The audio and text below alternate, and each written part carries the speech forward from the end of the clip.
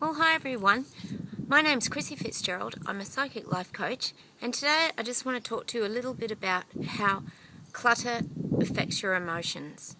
I know that a lot of people sometimes find that their lives get very start to close in on them, particularly around the subject of clutter.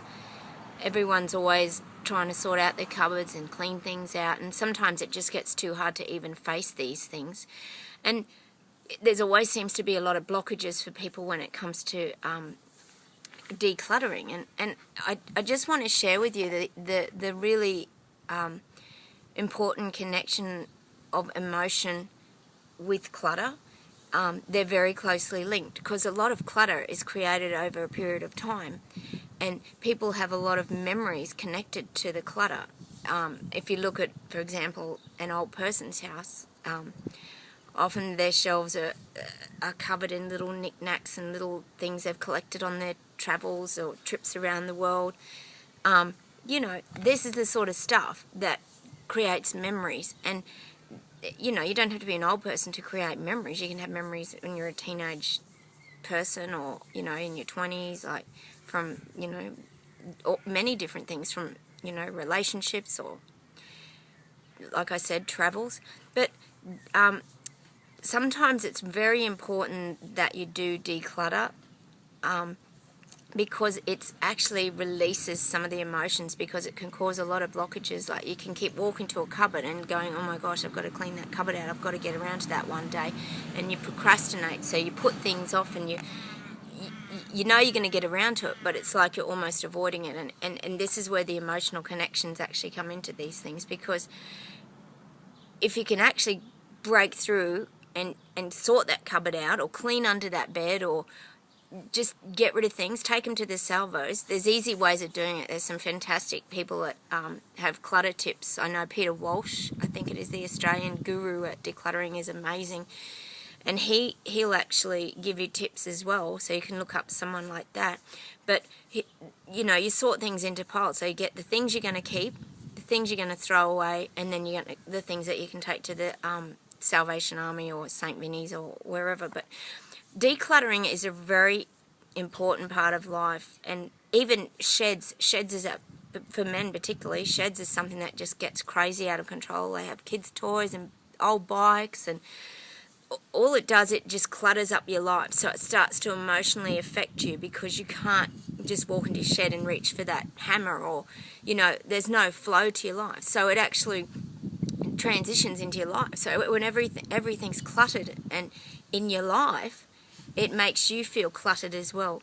So you also have emotional ties to things too. So, you've got to really be mindful if you're cleaning up other people's things too, that you're not just getting rid of something that someone's really attached to. Like, for example, your children, cleaning out your children's rooms, because they can get crazy. I know that myself, having kids, that their fluffy toys just accumulate and they get given things, and it just gets crazy in the end. So you kind of have to do these things, and sometimes you need to do that with your child as well, or make a box and say, well, you go through these things and I'll sort out the rest. So I just want you to be really aware and really mindful of clutter and how it really is connected to you emotionally. And I know recently my mother did a lot of sorting out at her place, and I could see she got very emotional. After, it was probably a day later, all her emotions actually bubbled up in her and came out, because she got rid of a lot of my father's stuff. My father died many years ago. And these are the kinds of triggers and connections with the emotions. So decluttering is very important to clearing emotional feelings. So always be very mindful of it and be aware when you are decluttering. But look, my point really is that decluttering is a really positive thing to do in your life. Like, try not to let things just keep accumulating and accumulating, because it becomes very overwhelming. So it's always good to just clear a bit of space, and literally, I mean, clear some space in your home, in your cupboards, in your fridge, in your sheds. And emotionally, it actually helps you to actually open up as well, because emotions and clutter are very closely linked, and it's an important thing that you kind of keep on top of that. But Anyway, that's just all I wanted to say on decluttering today, and I just want you to know that there's a real connection to emotions. So whenever anyone's decluttering, it can be quite an emotional time. So just be very mindful of that as well. But yeah, try and keep on top of it and just do little bits at a time, and then it's not so overwhelming. It just becomes a normal, natural thing to do. Just clear things out, and it'll give you space in your own life and make you feel more relaxed and not like everything's closing in on you, which is what clutter actually does. It actually makes you feel very uptight and very constricted. So try to get the flow, declutter regularly, just do little bits at a time.